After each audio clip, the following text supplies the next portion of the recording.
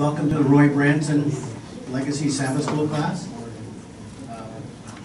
We have interesting topics, and today we're going to continue our topic on divine temporal activity, action, activism. I know it's one of them, A's. Anyway, starting next week, we're going to start this book. This is Dr. Johnson's book, Where Are We Headed? Adventism After San Antonio. If you do not have a copy of this book, I have several down here. If you have one that you want to give to your friends, you're welcome to do that. I told somebody recently that this is the missionary book of the year. And they said, we still do missionary book of the year. I said, well, we do with this one. So anyway, so we're going to start with this. Dr. Larson is going to be interviewing Dr. Johnson next week. That's going to be the presentation. And then the week after that will be Gil Valentine and his wife, Kendra Valentine, and they're going to speak about women's ordination. So looks like we're going to have an exciting summer. We're going to try to go through chapter by chapter in that sequence.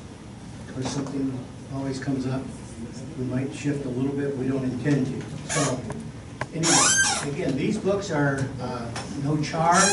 However, if you want to make a donation, you're welcome to do that. If you want to write a check, do that. Or you can give it directly to the Loma Linda University Church and designated Roy Branson Legacy Sabbath School. So I'm trying to think if there's anything else that we need to mention. I can't think. But again, Michael will be continuing with part 2 of Divine Temporal Activism. And let's just bow our heads and then we'll go right into it. Again, we thank you for the opportunity to gather today, and we thank you that we can look at these different issues which come to us. And we ask you to be with Michael in a special way. We pray in your name. Amen.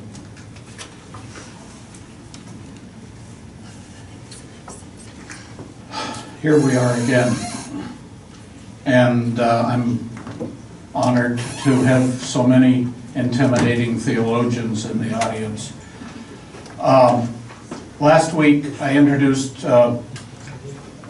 my use of the word temporal. It means material, in the material world. How God relates to our lives in the material world around us. What is His will for us and how specific is it? When, how, and why does He intervene? And I call that a miracle in the concerns of our life, particularly in health.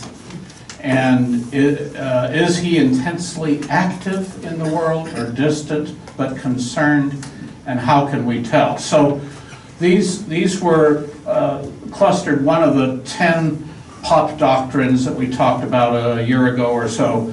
But in this area, 3 propositions. One, God has a very specific plan for each life in minute detail, and we'll hit that a little bit later today. And the second, which we wrestled with last week, was God is active in micromanaging the events of our lives and in the world around us. The third, which is we may get to today, is total dependence on God in all temporal matters as well as salvation is an ideal. So we talked about that. Let me just review a couple of things.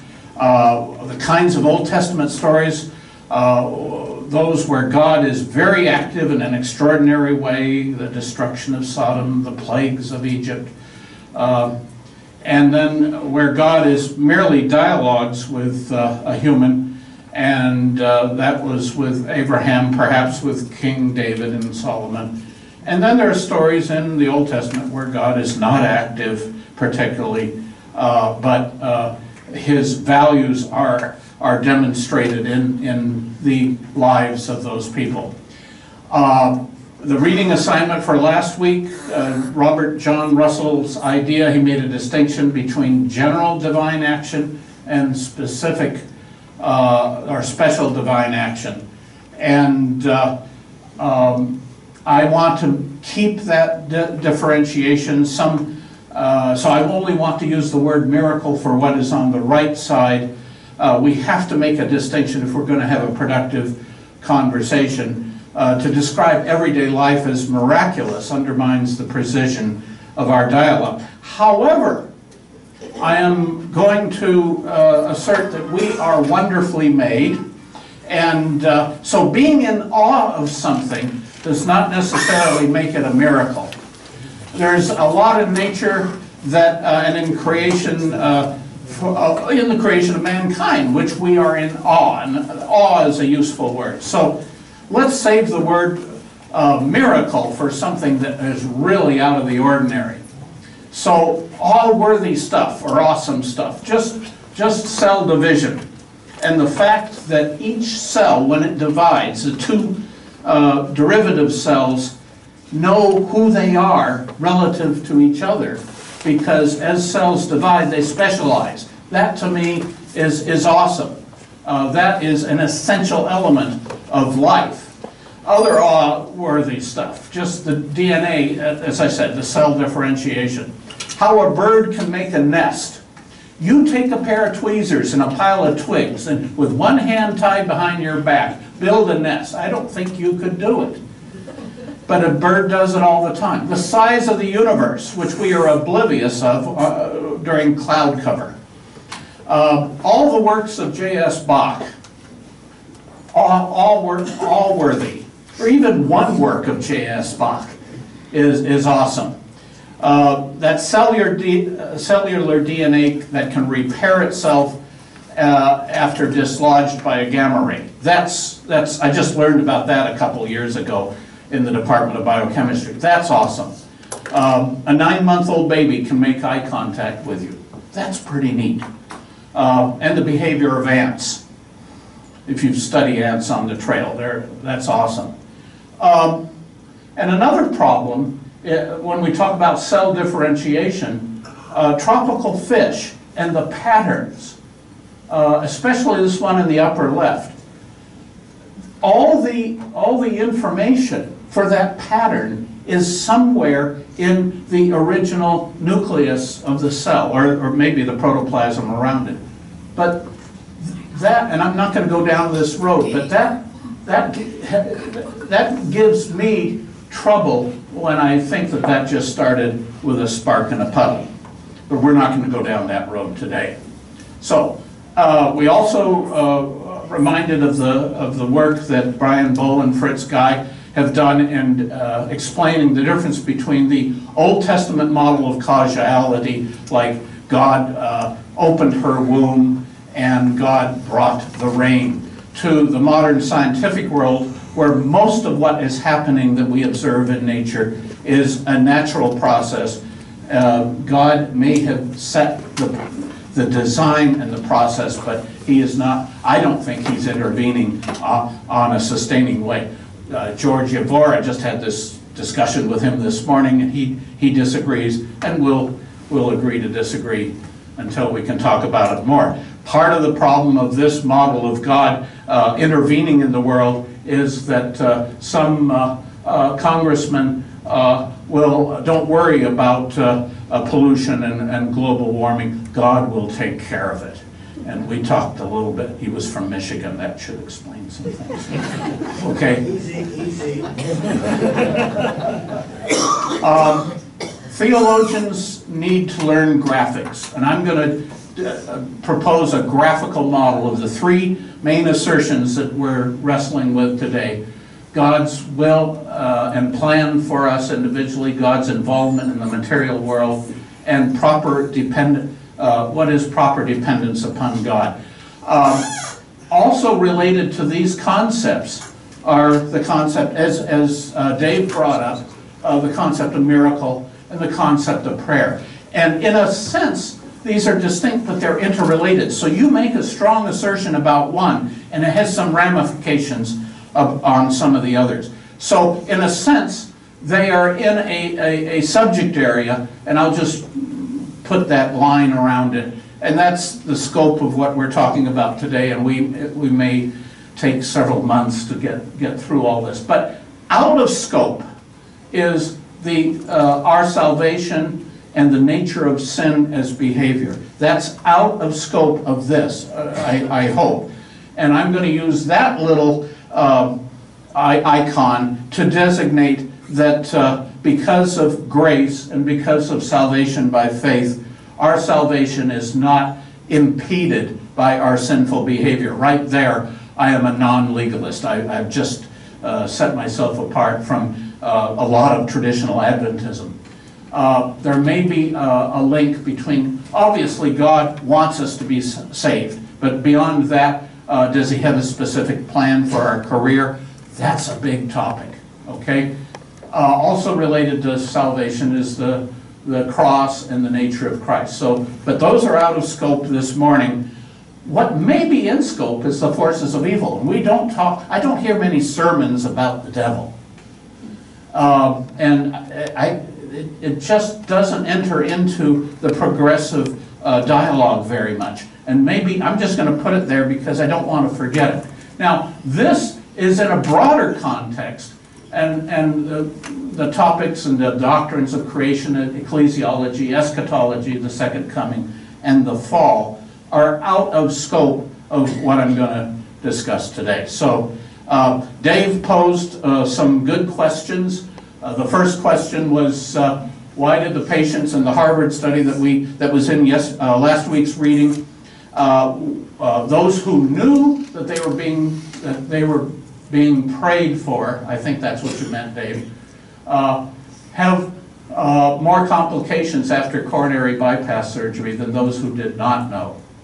And my first take on the response is that knowing that you're being prayed for creates unrealistic expectations. But obviously this needs further study. Now, Dave, do you think we should stop and discuss each of these questions or go on through? Okay.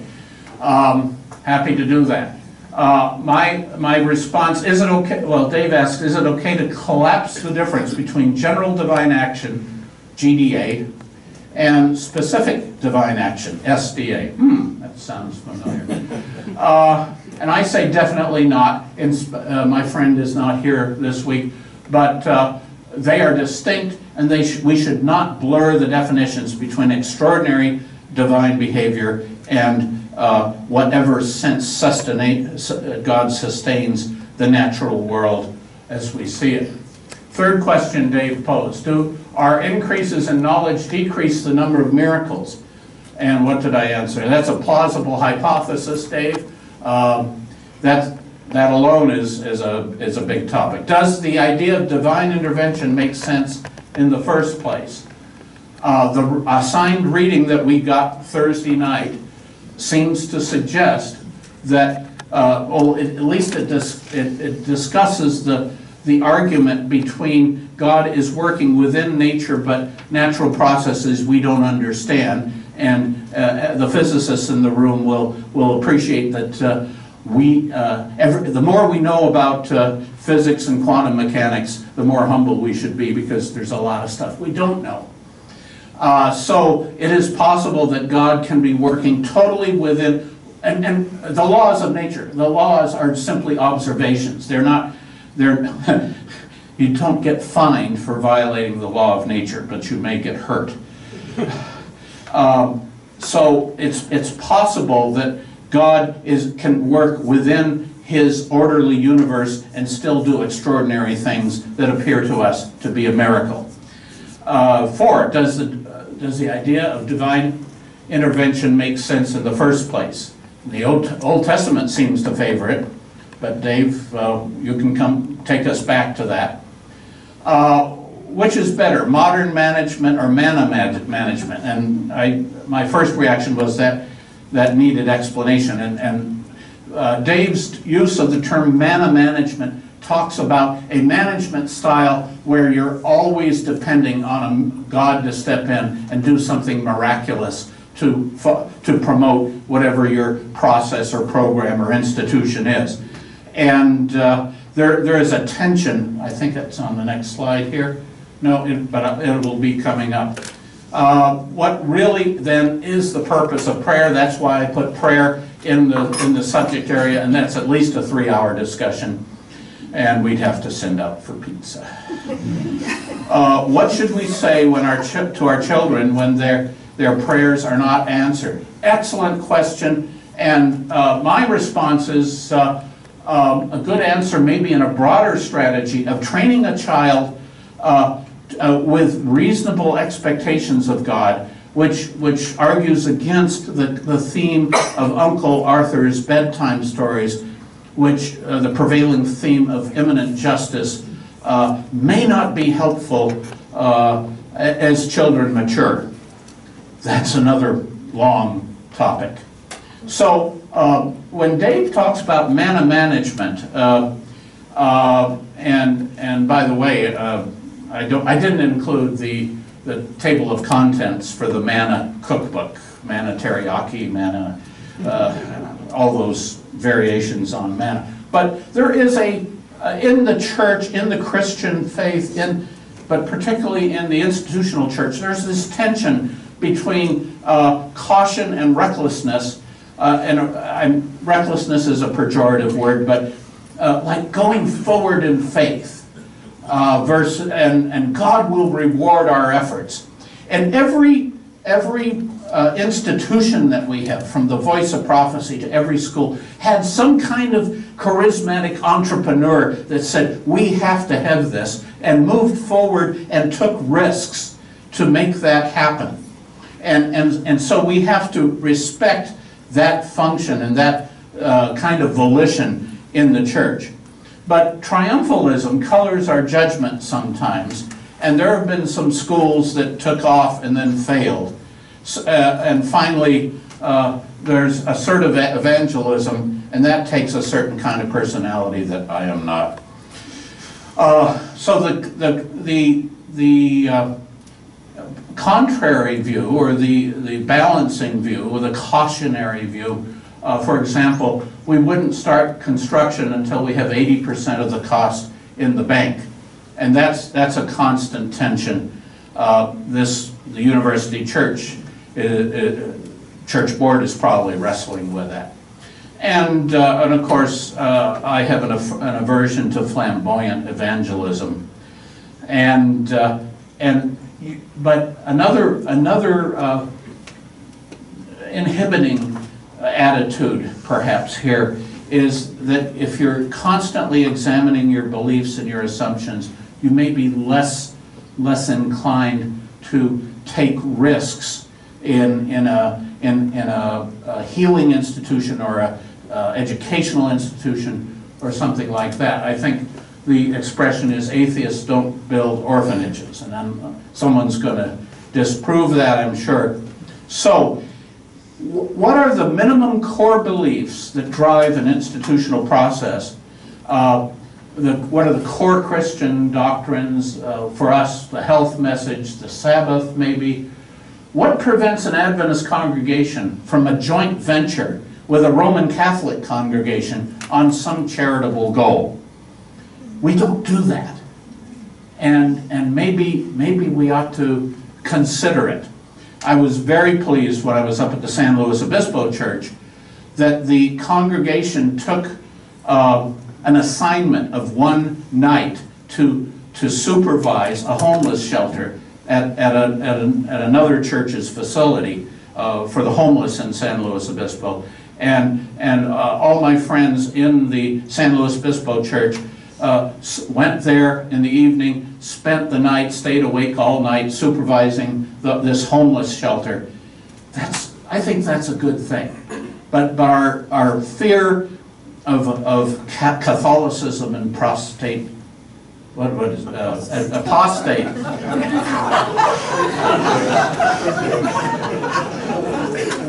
Let angels on their face fall.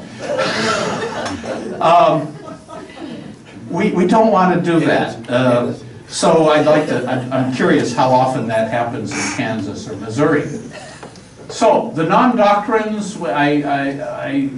again, God's plan, God's activity, and total dependence. Let's talk about God's plan. Do you agree, disagree, the statement is too ambiguous, or you don't know, or it's irrelevant? Let's take a show of hands. God has a very specific plan for each life in minute detail. Agree? No. Disagree? Oh, I saw a few agrees, a few disagrees. Too ambiguous? A few. Don't know? Wow, a lot of people don't know. Irrelevant? No. Donna, you think it's irrelevant? Yes. Do you want to expand on that? I've got to stop right here. No, I don't. Thank you. Okay, well, you can recuse yourself. That seems to be a popular thing to do these days. Jeremiah 29:11. For I know the plans I have for you, plans to prosper you and not to harm you, plans to give you hope and a future. That kind of argues in the specificity of God's plan. Is that helpful? So, let me give you some examples of how that notion becomes a little bit of a problematic theology. News item, boy 5 years old accidentally shoots his 2-year-old sister dead. Grandmother Reynolds said she is devastated but comforted by knowing that her granddaughter is in a better place. Well, that's one theological question. It was God's will. It was her time to go, I guess, she was telling a TV reporter. I just know she's in heaven right now, and I know she's in good hands with the Lord. Comforting, perhaps. Good theology? I don't know. I don't think so. Okay? So, let me unpack this with a little bit more specificity. Not only does God have a specific plan, but it's the duty of each Christian to know what that plan is. Failure or refusal to follow the plan in all its detail, if you know the detail, constitutes sinful behavior. The inability to know or understand God's plan for your life is evidence of spiritual immaturity, even if you intended to follow the plan, if you understood it. And I've had people tell me when I wrestled with career decisions, you are spiritually immature if you don't know what God wants to do, what wants you to do. That's a dilemma. A couple more sub-assertions. Just as for individual lives, God has a very specific plan for His church and its institutions. And right here, I am in tension with some people I respect very much, some ministers who are very convinced that God is leading in every step of the institution. As well as, I photographed a wedding where the minister said, God meant for you to be together. God brought you together. And very active view of God. And I just kept snapping the shutter and tried to ignore it. Okay. Even pain, suffering, and death are part of God's plan and reflection of His will for us. If we don't see how these negative events are part of God's will, we lack faith and show spiritual immaturity. Rick Warren says, your parents may not have planned you, but God did and has a purpose for your life. Do you see a problem with that sentence? Okay. So, what elements of God's plan for us may we parse out, or for example, career, where we go to school, do we work for the church or something else? I grew up intensely Adventist, and it was a tough decision, and when I was in college, that maybe I'm not going to work for the church, and that's okay. Marriage, to whom and what kind of person? Boy, I've seen some disastrous marriages. Procreation, how many children? Where you live, your lifestyle, your hobbies, your duties to your faith community, and your duties to your family. Are those all planned in meticulous detail? Your career, your choice of major, how far into graduate study, is that something that God has planned specifically?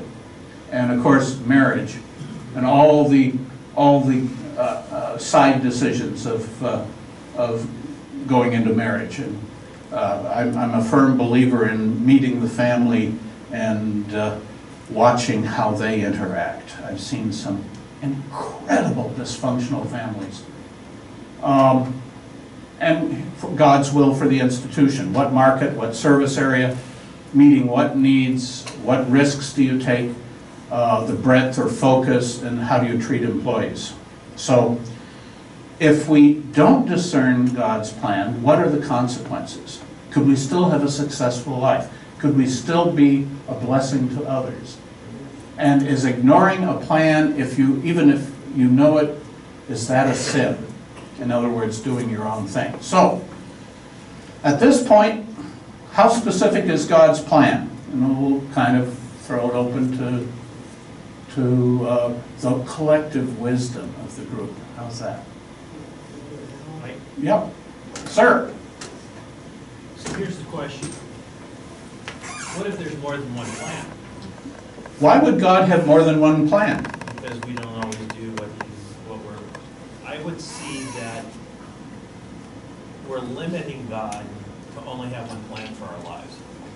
Interesting. We could go down but the you road. you just said we're limiting God by us only having one plan. No, by Him only. By Him? Oh, so God could have contingency plans? I think so. Okay. For me, let's back up. If we're going to limit God to only one plan for our lives, then we've got to believe that everything that we do, He's in control of everything. And I don't necessarily go with that. I see that God is much bigger than just having one plan for my life or everyone else's. Mm-hmm.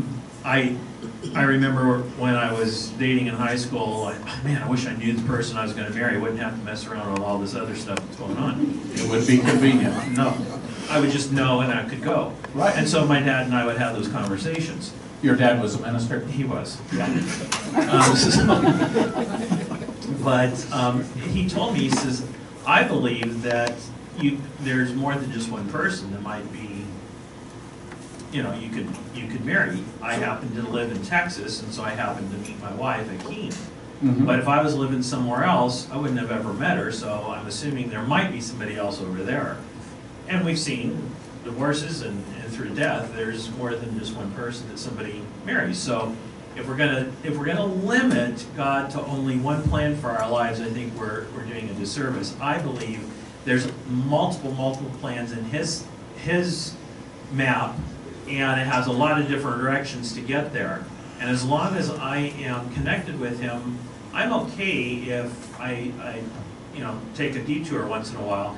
Going to careers, I talk to students about careers. Yeah. That And was you know my I next do. question. Yes, I've watched you. Yeah, and so, even though they might be interested in a specific area, mom and dad are pushing them there, grandma and grandpa are pushing them there, and they want to go somewhere else, they have a real battle, and I've dealt with that a lot, Sarah Andrews and here now at Loma Linda.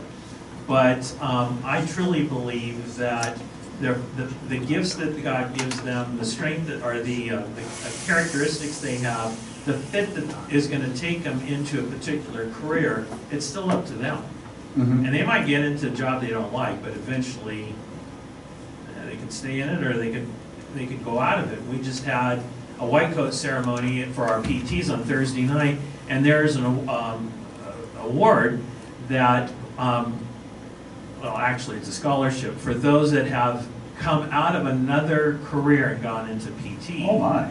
So, and there were 3 or 4 or 5 that got that. So, again, I don't think we should limit God to just one plan for our lives. So, a modern analogy of that is the Garmin recalculating. Yes. Okay. Michael? Yes. What we're going to do is, I'm going to hand the microphone, we're going to start on this side and we're going to Okay. work our way across. And so, put your hand up so I can see you. And I don't see you scream real loud. And I take what Chuck says very seriously because he's on the front lines of a lot of young people making difficult decisions about their career. And that's the front lines, yes, absolutely. Yes, sir. I believe that the specific plan of God is to save us Mm-hmm. Otherwise, we have the free will to choose. Okay. And as long we use that free will, that means we are in God's plan. Okay, and that's why I put salvation outside of the green bubble, was that salvation is a gift. It is intensely God's will, and so we don't need to worry about that. But we still have all kinds of other questions we have to wrestle with. Jan. So I agree with the man that just spoke. I think God's plan for me is to be my very best friend, for me to be his very best friend, and for us to then be reunited in heaven. Because, you know, I did think that God had a specific plan for my life as a young person, and I tried my best to follow it, and ended up getting into a very unfortunate situation that created a lot of questions. You planned this for me? You know? That was really painful for me. And so to think that's the worth that you would have for me, to have me go down that path. So it's just been really helpful to me to realize that his plan is a heavenly plan, and my plan is to do his will. I think he wants me to be a better person, to have more patience, to have more of the fruits of the Spirit. That's his plan. So your original experience, did you misunderstand the plan? That it didn't work out? You did misunderstand. Calvin? Yeah, just think about it in terms of, you know, when my daughter was 4 years into a PhD program in biophysical chemistry, and she calls me up and she says, "Dad, I'm just not sure my destiny is to spend the rest of my life as a chemist." At least you weren't paying for it. Yeah, she was doing well at it. She had a full ride and all those kind of things. She said, "Dad, I'm just not sure this is where I'm supposed to spend the rest of my life." And I'm realizing, looking back, I asked her a lot of questions, and she and I processed that decision a lot.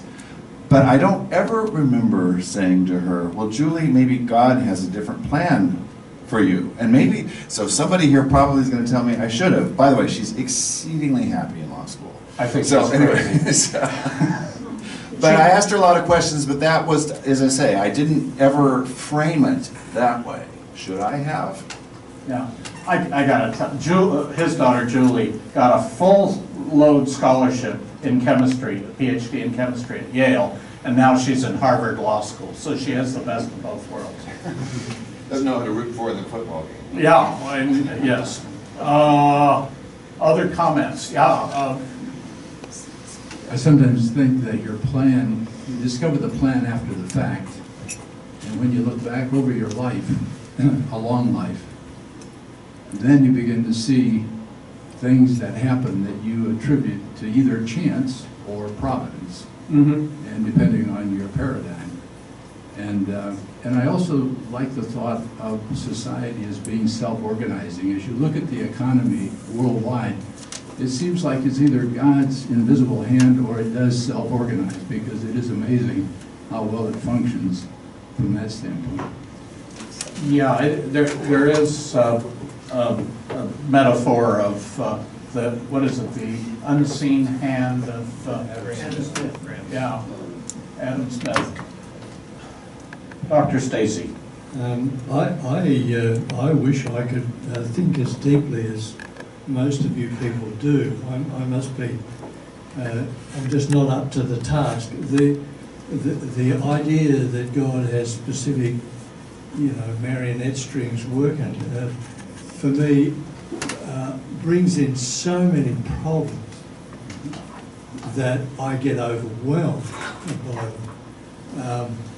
Marionette is kind of a pejorative probably. metaphor. Sorry, when you're when you're on the run, you pick out the wrong metaphors. No, I that's, think it's great. I got to tell you personally, I just can't handle that deep a theology that you're trying to tell me. My view is so simplistic. It probably should be back in junior Sabbath school, but for me, I know human beings don't do well with effects that don't have causes. Human beings don't do well, and I'm probably making up a word here, finitude. They don't do well with the idea that there's a beginning and an end. They're always trying to create something else. You know, I will be remembered as, I will come back as, I will be whatever. Human beings can't seem to live in the fact that there's a beginning and there's an end. I sort of understand that. And they don't do well with chaos. Like, again, that's sort of linked back to the other one, that unless there's a very specific link. Now, I think some of my atheist friends would tell me that God is simply a construct that some of us have made to answer those questions. Right. Now, I don't go there. I think there's enough evidence for God, but and maybe you can go back to when you started off. You said that you didn't want to go and see the power of God or the miracle of God in the everyday, and maybe you can go back and sort of spell that out for me, because for me, I'll just tell you where my apostasy lies. For me, the very fact that God's creation works, physics works, chemistry works, biology works, DNA. It all works. And oh yeah, sometimes there's some little aberrations, which I do not understand, and nor do those of us who study in those specific fields understand. But the aberrations happen, we call those miracles, good for that. But the creation seems to work. And for me, the only sandbox I've got to play in is human interaction, and how I treat people is where God and I meet, so that I might be maybe a better person in trying to do something in that interaction. But I'm anxious to hear more people tell me how that this other plan sort of works for them. But I think the problems, for me, I'm just personally, the theological problems of that are immense. And Yes. I find God conniving, tricky, misleading you, Pulling strings. Letting little children die so there's a good reason for it. That sort of theology is just too complex for me. And I hope you see that I've been arguing against that theology. By the way, you remind me of one of the themes of the face of Loma Linda University. We are his hands. Do you remember that expression? Next. Yeah, just a thought. Could we begin with the assumption, it's a biblical assumption, statement, that all of us, like sheep, have gone astray? That we are operating in that context of being astray, outside of the will of and purpose of God. And so the challenge then is to bring us back in line with his ultimate purpose. And that may involve a whole bunch of detours back to our comfort zone outside of his will and his intervention through human beings, through nature, to bring us back. So it's a constant struggle in dealing with the will of God. Some do it better than others. So how specific do you think his will is for an I think individual? his ultimate, I don't see it as being detailed. I think his plans for us are plans for good, however you define that. Not happiness, good. Well, it may involve happiness sometimes. Okay, I'm not totally comfortable. Yeah, go ahead. What do you think Francis Collins would fit into this? You know, he's a theistic evolutionist. He believes God started it and let it go on its own. Where would this fit into this overall? I wanted to keep creation, evolution out of scope today. I'm coming into what's happening today in ourselves, in DNA, and everything. You're asking me? No, I just do PowerPoint and write questions. I think I write really good questions, but I'm trying to draw on the collective wisdom. I'm still wrestling with the ambiguity of the specificity of God's will. I think God's will, I think I remember Dick Neese saying, kind of mimicking what God would say. What do you have in mind? You could do a lot of things. What do you have in mind? That's pretty open. I would say that sometimes God's will could be very specific. I don't want to limit him only to the general. Okay. He may see that it is good for me, and that's his wish, his desire. Yeah. And I wouldn't want to rule that out. Okay. But I don't think that if I stray from that, that I, have completely lost my way. Well, what I'm trying to assert with my diagram is that if you fail to do what even a very specific aspiration of God for you, if you fail to do that, you haven't lost salvation. And we got to keep that in mind. Okay?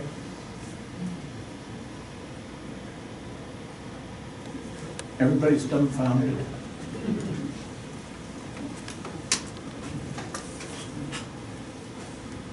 The Bible's pretty clear on a lot of this. And I think about the story of Jonah. God said, go.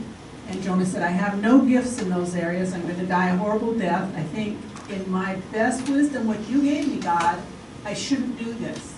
And so he made his best effort to not do it. God said, no, you will do it. And God overruled to make it a very good thing. But God gave us a brain to think through and to plan for our future, and that's not very biblical, actually. What, using your brain? Jonah did. Oh, boy. Okay, anybody else on this side? Because Chuck, can you stand up, Chuck, and just, okay. By the way, the reason we want to do this is, you've got to remember, we have many people that watch this on their computers. And so our sound hasn't been coming across well. Right. So that's why we're getting the microphones, because we're trying to get more and more people involved with it. Well, we're getting to Chuck. Yeah, I think there are extraordinary situations where God's will all of a sudden becomes very specific. Don't do that, or something like that. In which case, even if it's not obvious to us what the consequences are, we ought to pay attention. The dilemma is, how do we hear God saying that? When someone, I'm a very irreverent person at times, and when someone says God spoke to me, I ask, did he have an accent? But I'm an evil person. Go ahead, Chuck. When I was principal at Jefferson Academy, I had a board member, he was actually a pastor at one of the churches, asked me a question. We were riding in the car. He says, Chuck, what do we do when we come to a board meeting? We have a prayer about an issue, and we take a vote. And the vote either wins or loses by one, depending on how you're looking at it. Right. So what's right? And we wrestled with that question, and I never really have come up with a good answer for it. But you sit down in board meetings, there's a plan, right? We all believe there's a plan, but there's multiple. You mean a plan for the institution? A plan for the institution, Okay, a plan for the school, a plan for the church. And God's plan or the board's whose plan? plan? Yeah, and that's the thing. Is it God's plan? Is it man's plan? And so you pray about it, you have a season of prayer. We've talked about this, we've done it. And we could go back to, women's ordination and general conference if we really want to look at a big one. I was going to ask if you had this conversation with the pastor prior to San Antonio. It was long before that, it was in the 80s. But the point is how do you know that you're going down the right path when it's 10 to 11 or 11 to, whatever the count is towards, you miss it by one. Should it be, and this is the question he asked me, should it be 100% everybody's in favor of it? I mean, that's a question for all of you. I don't have that answer. Okay. But how does God deal with that? Okay. How do we do it? I think what's happening is we got a lot more questions than answers. Mike, I think I have the mic, then I'll give it to Calvin. I'd like to go back to the distinction between GDA and SDA, general divine action and specific divine action, and I do not want to collapse the two. Right. And you and I agree on that. Okay, and I don't want to deny the possibility of SDA, specific divine action. Right. But I do think the Christian moral life is mature to the degree that it relies upon GDA rather than SDA for its spiritual nourishment.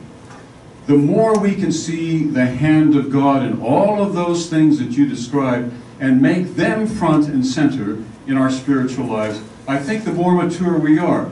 The greater reliance we have on these SDAs, God jumping in here, jumping in there, in some sort of spectacular way, I think the less mature our spiritual lives are. That's a hypothesis. Right. So, two questions back to you, Dave. Is a supernova a God-sustaining action? I would see that's part of the GDA. General. Yes. Yeah. Am I wrong on that? No, that's a tough one. Yeah. Now if I forget the other, except that you express concern about a management style and a board ambiance or attitude that counts on miracles coming in.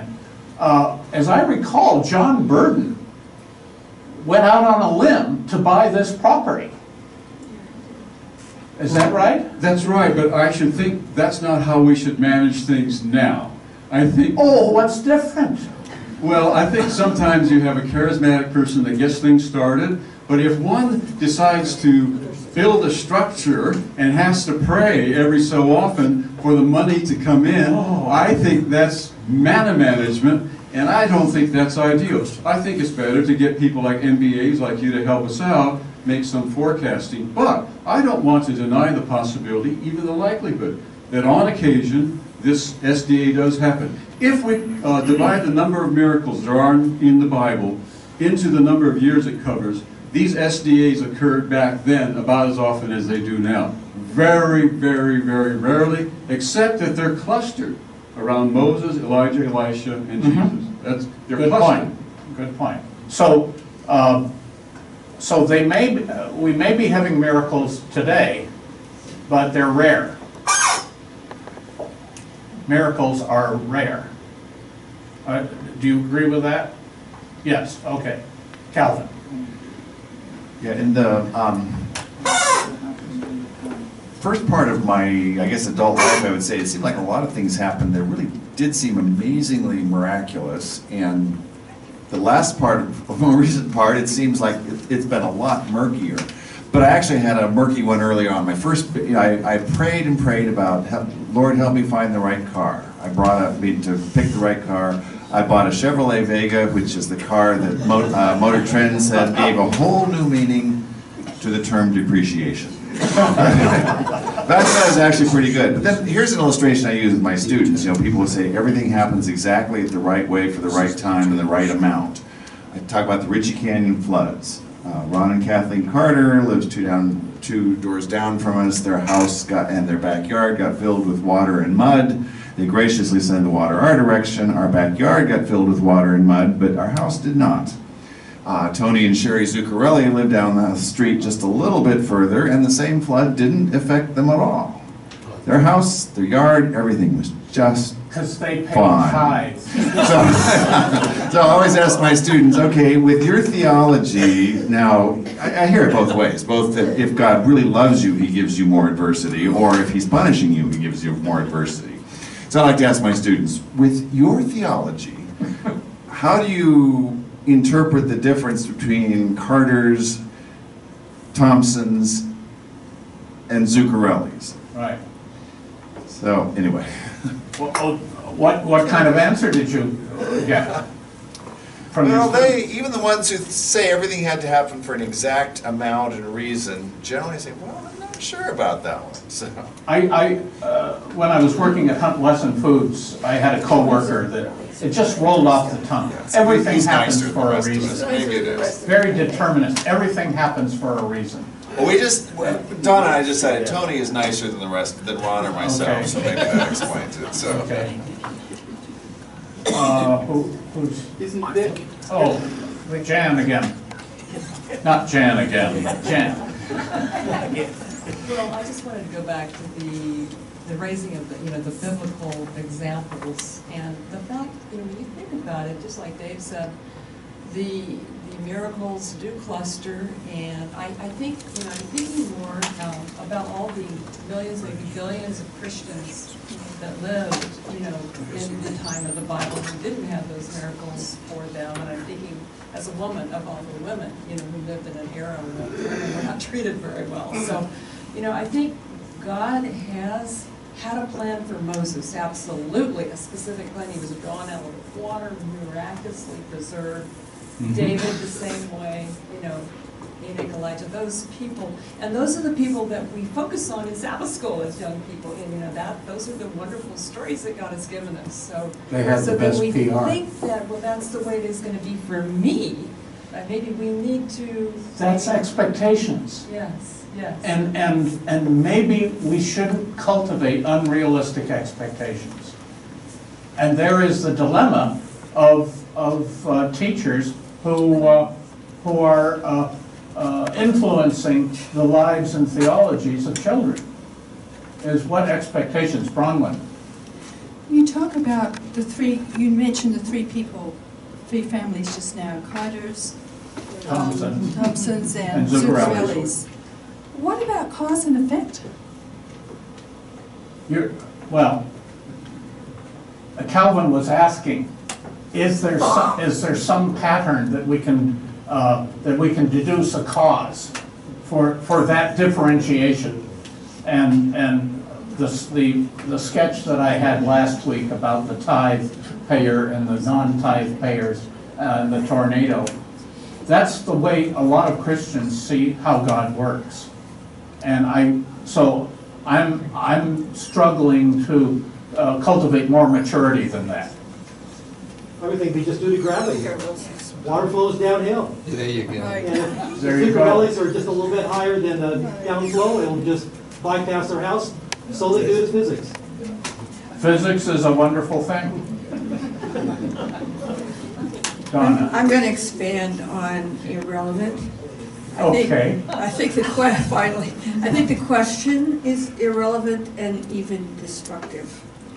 I think this, I'm sorry always to sit in the seat of the scoffer here, but I do think that this effort to discern or to get on one's knees and try to receive a transmission from, as one of my friends put it, God's laser writer that will come down and tell you what to do next, is an exercise not just in futility. I think it's damaging, both theologically and psychologically. Okay. It's a bad view of the nature of God. But a lot of people in this room have done that. Well, they're all wrong. I don't mean that quite as flippantly as it sounds. You agree with me, right? Yes, I think I have a supporter over here. Okay. Because it's not just leads to unreasonable expectations, it leads to anger and to a distorted view of creation and the Creator, and ultimately then a distorted view of ourselves. Irrelevant question. Okay, let's move on. Let's look at this third one. Total dependence on God in all temporal matters as well as in salvation is an ideal. And there's some lyrics that influence the common thinking in this. I need thee every hour. You've sung this? Okay. Or have thine own way, Lord. Thou art the potter, I am the clay. Whoa. That's pretty submissive. Is that an ideal for the Christian? I don't think so. I don't think it's realistic. Donna, you would agree that that's not realistic. Okay, so, and where I got pushback, I ran an article, or I had an article published, I think it was in Adventist Today, this maybe 15, 20 years ago, and a letter to, I was talking about management and management theory in the institutional church, and letter to the editor. Obviously, Brother Scofield doesn't believe in divine guidance, that he's not being totally dependent on God, and the board should be totally dependent on God. Well, I disagree strongly, but that's the way some people process their theology, and I call this pop theology, employing human reason risks undermining dependence on God. And of course, total dependence on God in temporal matters illustrates a proper level of spiritual maturity. So again, we have a continuum. We have the people who are striving for salvation because they don't understand the giftness. They attempt to earn salvation, earning God's love, trying to be perfect, versus accepting the gift of salvation and just don't worry about it. We've got all kinds of other things to worry about. Versus taking risks and praying that God will protect you. A very dear saint in Glendale said, would read and drive at the same time. And I think buying insurance was a denial of God's protection. Or her own finances. Whereas acting responsibly in your personal life and not counting on God for help, which is back to your manna philosophy, Dave. Anyway, that may be for another time because Forrest is standing right here. What am I supposed to say, Dr. Branson? Time's up. He wrote a poem, had me included in it. It's Time's Up. Thank you again, Michael. Okay. You know, I've sat on a lot of boards, a lot of finance committees, churches, conference, unions, and I don't see, you've got to work these things through it with human reason. I'm sorry. Yeah. We may not be through with this topic. Donna wishes we were, but we may not be through with this topic. Thank you again, Michael. We always appreciate it. And again, starting next week, we're going to do Dr. Johnson's book. We're going to do chapter 1. It's going to be an interview with Dr. Johnson himself. If you don't have a copy, we have them down here. They're not going to charge anything for them, but if you want to give a love offering, you can. We're going to do that for the next several weeks. And I'm trying to think, the other thing, I would just like to comment on that. We are going to be advertising this, and we want to be able to have people who are enjoying it afterwards to enjoy it more. And so when asking questions, if you just kind of be a little succinct with it so we can get to several. And I know with Dr. Johnson, it's going to be especially an issue to get as many as we can. So we're looking forward to this series and appreciate the good work of David in pulling this together. And at this time, we're going to have our benediction. The Lord bless you and keep you. The Lord make his face to shine upon you and be gracious to you. The Lord lift up his countenance upon you and give you peace. Amen. Michael, you're going to stay around a little bit? Yep.